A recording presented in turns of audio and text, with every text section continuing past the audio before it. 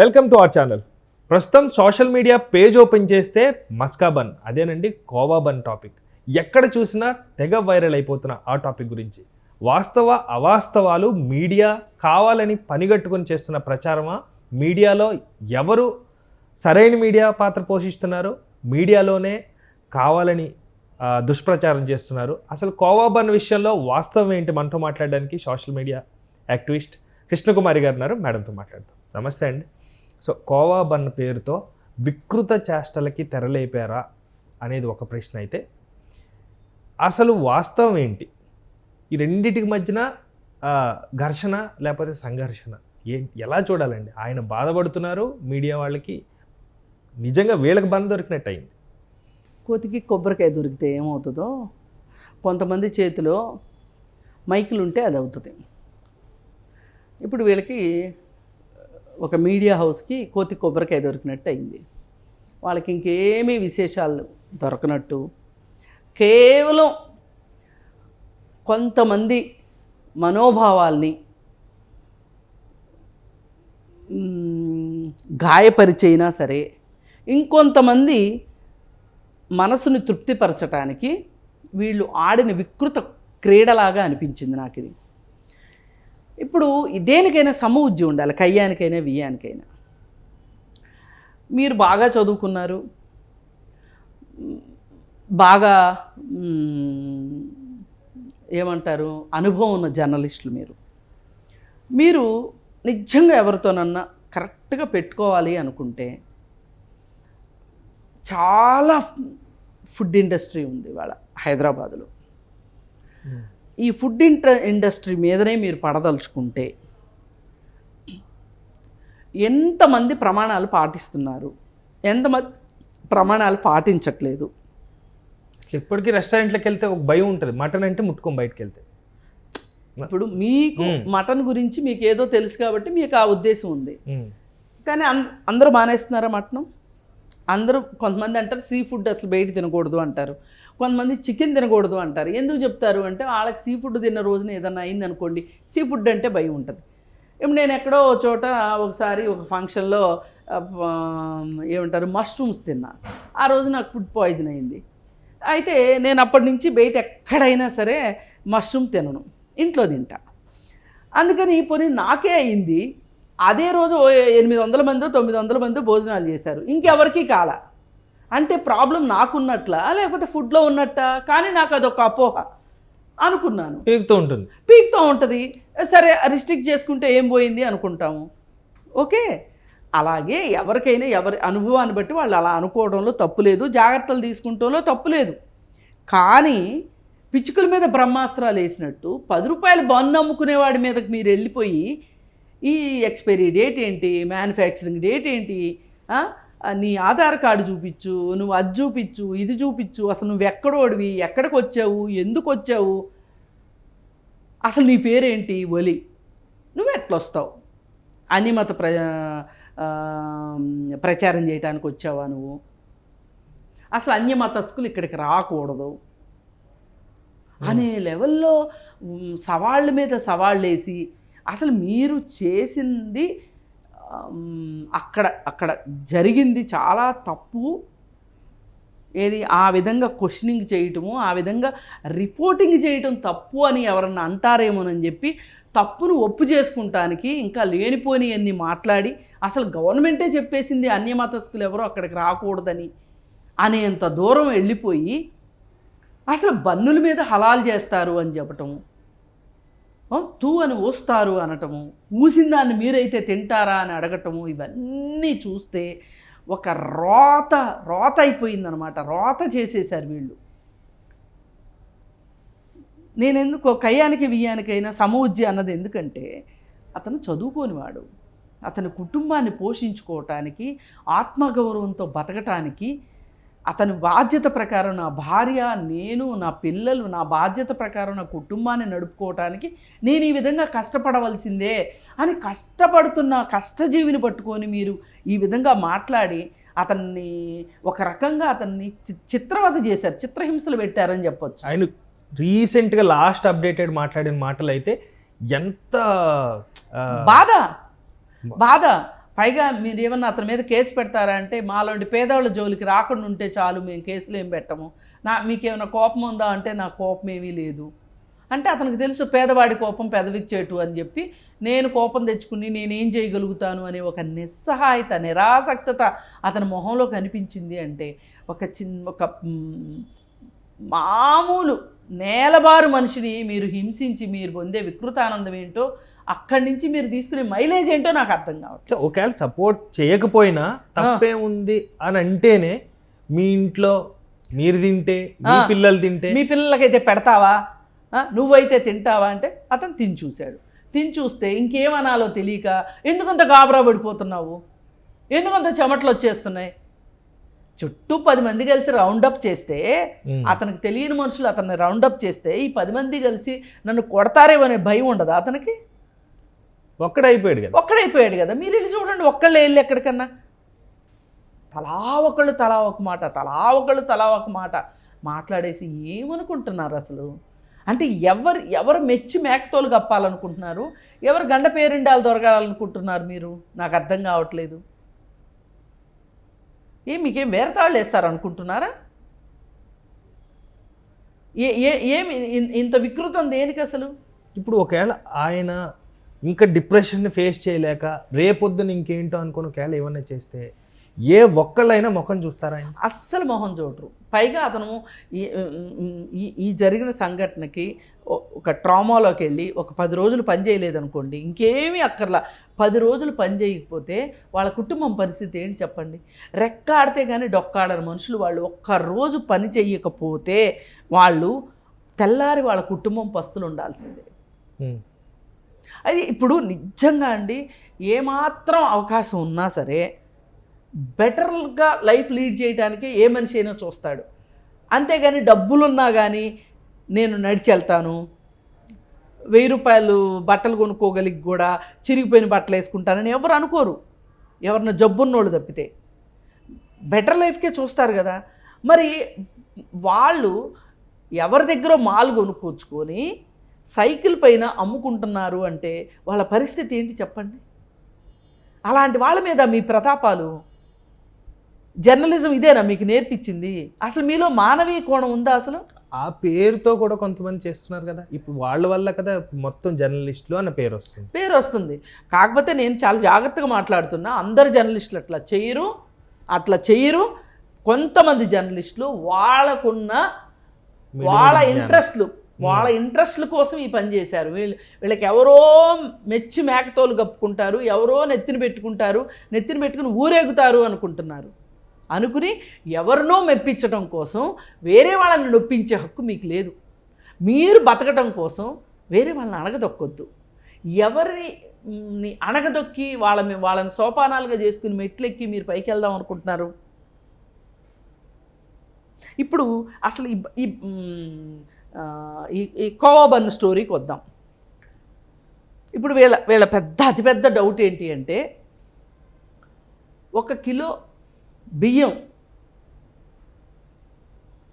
తయారు కావటానికి ఎంత ఖర్చు అవుతుంది, మన దగ్గర ఎంత దోపిడీ జరుగుతుంది ఆలోచించే బుర్ర బుద్ధి జ్ఞానం మనకు లేదు. కానీ ఒక 10 రూపాయల బన్ను వీళ్ళు ఎలా ఇవ్వగలుగుతున్నారు అని మాట్లాడుతున్నారు మీరు. అసలు పాల కాస్ట్ చూస్తేనే 80 రూపాయల నుంచి 100 రూపాయలు ఉంది. పోనీ నీచంగా 60 రూపాయలు 70 రూపాయలు అనుకున్నా, దానిలో నుంచి కోవా తీయాలంటే ఎన్ని లీటర్ల పాలు వేయాలి, అసలు కోవా కాస్ట్ ఎంత ఉండాలి? నువ్వు 10 రూపాయలకి కోవా ఇస్తూ బన్ ఇస్తూ దాని మీద లాభంతో నువ్వు నీ కుటుంబాన్ని నడుపుకుంటూ, అంటే ఇదంతా కెమికలే కదా అనేది ఆరోపణ. అయితే వాళ్ళు చెప్పింది ఏంటంటే, ఇప్పుడు ఇక్కడ తెలంగాణలో ఇటు వికారాబాద్ సైడు వీటి నుంచి వచ్చే ఈ బన్ను వ్యాపారస్తులు సిటీకి వచ్చి కానీ, లేకపోతే ఏదైనా రిజిస్ట్రేషన్ ఆఫీసుల దగ్గర, లేకపోతే ఏదో ఆఫీసుల దగ్గర పార్కుల దగ్గర అమ్ముకునే వాళ్ళు, అక్కడ వికారాబాద్ ఏరియాలో ఈ బన్నులు తయారయ్యే ఫ్యాక్టరీ ఉందంట. అక్కడ వాళ్ళు 2.5కి బన్ను కొనుక్కొచ్చుకుంటారు. ₹2.50 కొట్టి బన్ను, 3 రూపాయలు అనుకుందాం, బన్ను కొనుక్కొచ్చుకుంటారు. దానికి 20 రోజుల పాటు మ్యానుఫ్యాక్చరింగ్ డేట్ ఉంది. అంటే ఎక్స్పైరీ డేట్ 20 రోజులు ఉంది. దాని మీద క్లియర్ కట్గా ఉంది, మనకి చూపించారు కూడా మీడియాలో. అది తీసుకుని వస్తారు. తీసుకుని వచ్చిన తర్వాత వీళ్ళు ఏం చేస్తారు అంటే, కొంతమంది గేదెలను పెట్టుకుంటారు ఇంట్లో, పెట్టుకుని వాళ్ళ ఇంట్లో వచ్చిన గేదె పాలతోటి వాళ్ళు కోవా తయారు చేస్తారు. వాళ్ళ ఇంట్లో లేడీస్ కోవా తయారు చేస్తారు, జెంట్స్ దీన్ని తీసుకెళ్ళి అమ్ముతారు. ఏది బన్నులు ఫ్యాక్టరీలో కొనుక్కొచ్చుకొని, వీళ్ళు బల్క్లో కొనుక్కుంటారు కాబట్టి వాళ్ళకి ఆ బన్నులు ఆ రేట్లో వస్తాయి.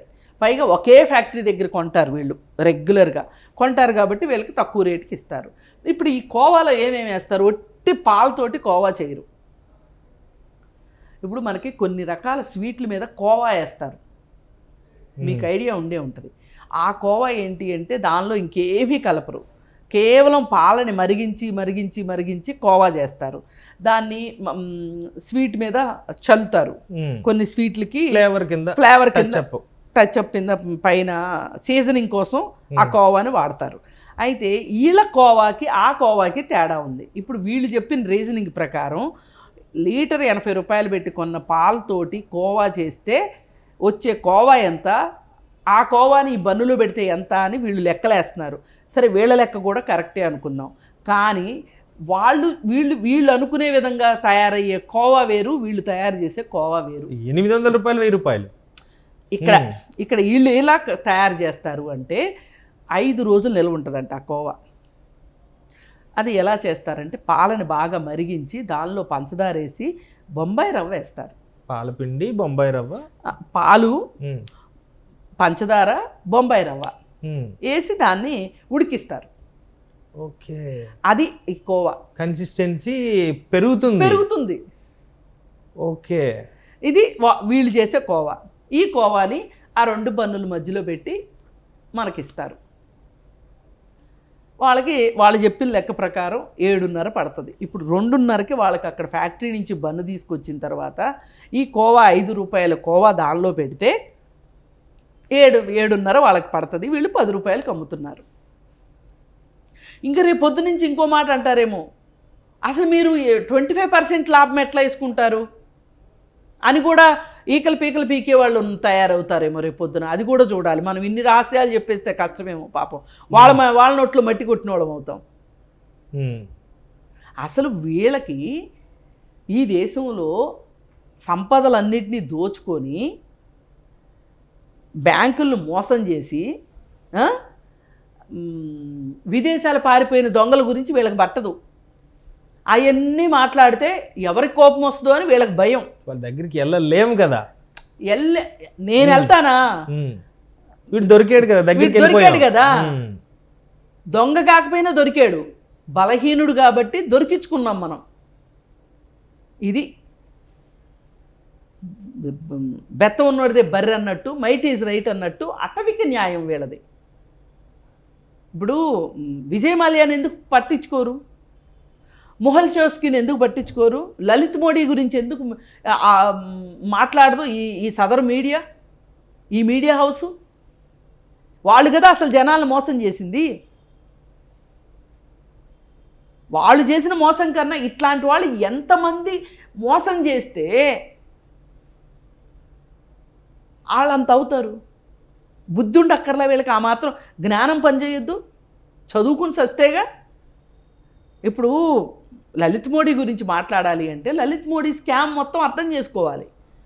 అర్థం చేసుకొని మాట్లాడితే మళ్ళీ మనకు ఎవరి మీద నుంచి దాడి వస్తుందో, ఎవరు మన ఏం చేస్తారో అని ఒక భయపడుతూ బతుకుతూ బాగా డబ్బులు ఉన్నవాళ్ళు, అధికారం ఉన్నవాళ్ళ బూటులు నాకే వాళ్ళు చేసే పనులు ఇవన్నీ. అందుకోసం మీ ప్రయోజనాల కోసం పేదవాళ్ళ కడుపు కొట్టద్దు. మీరు ఎవరెవరి ప్రాపకం కోసం కూర్చున్నారో కూర్చోండి, కానీ వాళ్ళకి కోసం పేదవాళ్ళని. ఇప్పుడు ఈ కుటుంబాలు ఏమైపోతాయి చెప్పండి. ఇప్పుడు రేపటి నుంచి బన్ను తినాలి. పైగా ఇంకోటి ఏంటంటే గమ్మత్తు, పేదవాడు అమ్ముతాడు, పేదవాడు కొనుక్కుంటాడు. తక్కువ ధరతో వాడికి వాడికి ఫుడ్ వస్తుంది. నిజంగా డబ్బున్నోడు హోటల్కి వెళ్ళే తింటాడు, కానీ ఈ 10 రూపాయలు బన్ ఎందుకు తింటాడు? ఆల్మండ్ హౌస్కి వెళ్ళి కోవా తింటాడు. పేదోడికి నోటి దగ్గర తిండి దిగడము, పేదోడికి చీప్గా దొరికేదాన్ని తిననివ్వకపోవటము మీరు చేసే పనే. ఐ థింక్ ప్లేస్ కూడా రాంగ్ ఏమో అమ్మ. ఎందుకంటే అసలు కల్తీ చేసిన ఆల్మండ్ హౌస్లో పెట్టారు కాబట్టి పవిత్రమేమో, కాస్ట్ ఎక్కువ.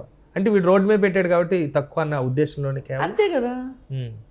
వాళ్ళ గురించి మాట్లాడితే ఏం జరుగుద్దో తెలుసు.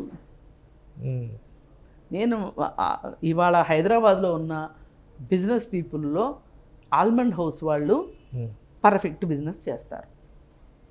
అది నేను ఇచ్చే సర్టిఫికెట్ కాదు, ఐ మీన్ ప్లేస్ గురించి చెప్తున్నా. నాకు తెలుసు కాబట్టి నేను చెప్తున్నా. తెలియని వాళ్ళు కూడా మంచిగా చేసేవాళ్ళు ఉండొచ్చు. ఇప్పుడు మీరు పేరు ఎత్తారు కాబట్టి చెప్తున్నా. అయితే ఇక్కడ కావాల్సింది ఏంటంటే, ఇక్కడ నువ్వు పేదవాళ్ళ జోలికి వెళ్ళేటప్పుడు, పైగా ఇది బన్ జిహాద్ అని పేరు పెట్టారు. ఇవాళ ఎంత దారుణం అంటే ఈ గొప్ప ఘనకార్యానికి నేషనల్ మీడియా కూడా మాట్లాడుతుంది. అంటే ఇంకొక చిన్న విషయం మధ్యలో, హలాల్ అనే టాపిక్ ఎందుకు వచ్చిన? బన్కి హలాల్కి సంబంధం ఏంటి? అసలు హలాలు మాంసానికి చేస్తారు, దేవుడికి బన్ హలాల్ ఏంటి? అసలు బన్నుకి హలాలే చేయరు. నేను అదే కనీస జ్ఞానం లేదు మీకు అని దాని నుంచి మొట్టుకుంటుందే ఇందుకు. బన్నుకి హలాలు ఉండదు, మాంసానికే హలాలు ఉంటుంది. అంటే దేవుడికి నైవేద్యం పెట్టడం, అలా పెడితేనే ముస్లిమ్స్ తింటారు. హలాల్ చేసిన మాంసాన్నే తింటారు. అంటే వాళ్ళకి ఏంటి అంటే, ఆ దేవుడికి ఫస్ట్ నైవేద్యం పెట్టిన తర్వాతనే, అంటే దేవుడికి అర్పించిందే మనం తినాలి అనే ఒక నమ్మకం ఉంది వాళ్ళకి. వాళ్ళ నమ్మకాన్ని గౌరవించి చాలామంది వ్యాపారస్తులు హలాల్ చేపించే వంట చేస్తారు. ఓకే, అది ఒక విధానం. అయినా హలాల్ చేసేవాళ్ళు దాని మీద ఉయ్యరు.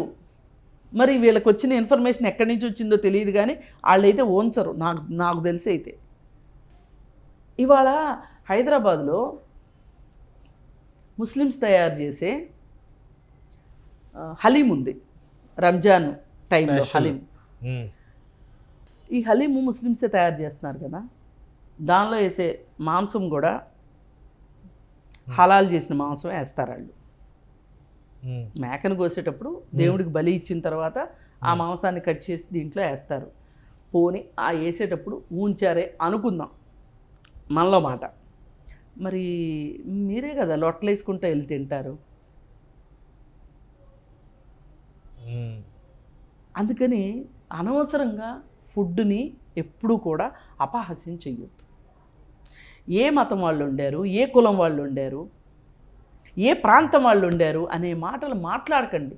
అసలు ఫుడ్డు అనే దానికి జోలికి ఈ ప్రాంతము, మతము, కులము, వర్ణము ఇవి తీసుకురావద్దు.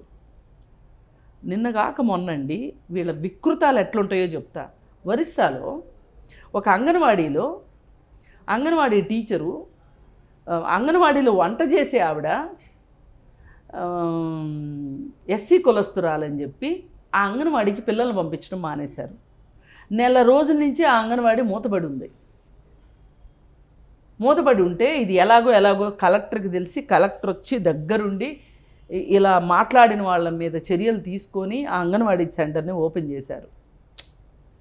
అంటే పెరుగుతున్న నాగరికత మనల్ని చంపేస్తుందా, మనం కావాలని చేస్తున్నామా ఏంటి?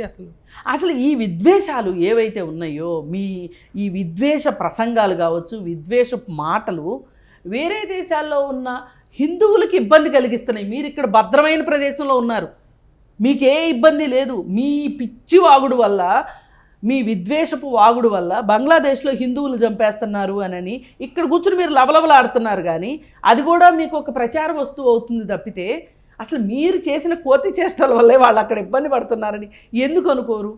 ఇక్కడ మంట అక్కడ సెగ. ఇప్పుడు ఇక్కడ క్రిస్టియన్స్ని ఇబ్బంది పెడితే వేరే క్రిస్టియన్ దేశాల్లో ఉన్న మన హిందువుల సంగతి ఏంటి, వాళ్ళ భద్రత ఏంటి అని చెప్పి చూస్తున్నావా? లేదు. మనం సేఫ్ కదా, ఇక్కడ మనం సేఫు. మనం గొట్టాలు పెట్టి కూర్చున్నాం, మన జోలికి ఎవరు రారు, మనం భద్రజీవులు అనుకుంటున్నారు. అందుకని ఇట్లాంటివన్నీ మానేయండి. ఇది మట్టుకు జర్నలిజం కాదు. ఈ పేరుతో మట్టుకు జర్నలిజం చేయొద్దు. ఇది నేను కోరుకుంటాను. లాస్ట్ ఒక్క చివరి ప్రశ్న. ఇప్పుడు ఎంత ఘర్షణకు గురవుతున్నారు, సో ఆయన ఎంత మదన పడిపోతున్నాడంటే చెప్పలేక అనలేక ఏది మాట్లాడితే మళ్ళీ దాన్ని తీసుకొని తోకలు ఈకలు లాగుతారు అని. ఇప్పుడు ఆయన ఆ ఉన్న సిచ్యువేషన్లో నుంచి బయటపడాలంటే ఆయన నెక్స్ట్ ఏం చేస్తే? ఏం కాదండి, ఇవాళ సోషల్ మీడియా మొత్తం కూడా అతని వైపే ఉంది. ప్రజలు అతని గురించే బాధపడుతున్నారు. ఇప్పుడు నాలాంటి వాళ్ళు బాధపడ్డారు అంటే అమ్మో ఈవిడ కమ్యూనిస్ట్ అనో, ఈమె సెక్యులరిస్ట్ అనో, లేకపోతే ఈమె మైనారిటీ వాళ్ళంటే ఈమెకి ఇష్టమనో, వాళ్ళ పక్షపాతంగా మాట్లాడుతుందనో నన్ను అంటే అనుకోవచ్చు. కానీ మీలాంటి వాళ్ళ మనసుల్లో కూడా అయ్యో పాపం అతను ఎంత చిత్రవదకు గురయ్యాడనే బాధ మీ మనసులో కనిపిస్తుంది కదా, మీ మనసులో తాకింది కదా. మీరు పక్కన అతని బాధని మీరు సహానుభూతితో అర్థం చేసుకుంటున్నారు కదా. మీలాంటి వాళ్ళు ఇవాళ చాలామంది సోషల్ మీడియాలో వాళ్ళ సహానుభూతిని వెల్లడిస్తున్నప్పుడు కొంతమంది మనసు ఉన్న వాళ్ళు ఎవరైనా 10 రూపాయలు కాదయ్యా 11 రూపాయలకి అమ్ముకో అనేలాగా ఇవాళ వాతావరణం వచ్చింది. ఇప్పుడు ఒక హోటల్ పెట్టుకోగలిగిన వాడు రోడ్డు మీద ఫుడ్ ఎందుకు అమ్ముతాడు చెప్పండి మీరు. ఇప్పుడు ఫుట్పాత్ల మీద వ్యాపారాలు చేస్తూ ఉంటారు. అన్నము కూరలు పెట్టుకొని ఒక గొడుగు పెట్టుకొని చాలా పెద్ద జీవనోపాధి అయిపోయింది వాళ్ళ హైదరాబాద్లో చూసుకుంటే. ఫుడ్ సెంటర్ లాగా పాయింట్ 90 రూపాయలకి భోజనం అని చెప్పి రోడ్డు పక్కన పెడుతున్నారు. అప్పట్లో ఆమె ఎవరో ఒక ఆమె పేరు కుమారి ఆంటీ. నిజంగా హోటల్ పెట్టుకోగలిగిన డబ్బులు ఉంటే రోడ్డు పక్కన బిజినెస్ చేస్తారు చెప్పండి మీరు. అంటే ఎవరికి తగ్గ బిజినెస్, ఎవరికున్న పెట్టుబడిని బట్టి, ఎవరికున్న సామర్థ్యం బట్టి వాళ్ళు వ్యాపారాలు చేసుకుంటారని మనకు అర్థమైంది. మనము మన వీధి మొదట్లో కూరగాయలు అమ్మేవాడి దగ్గర బేరాలు చేస్తాం, మన వీధి మొదట్లో ఉన్న పళ్ళ షాప్ వాడి దగ్గర బేరం చేస్తాం. అదే ఆన్లైన్లో మనం ఆర్డర్ చేసుకుంటే కిక్కురు మనకుండా కడతాం. అవునా కాదా? వాస్తవం. ఈ మధ్యలో ఉన్న సన్నని గీతను అర్థం చేసుకుంటే మన విఘ్నత ఏంటో తెలుస్తుంది. అంతే. Thank you so much. Thank you thank you viewers.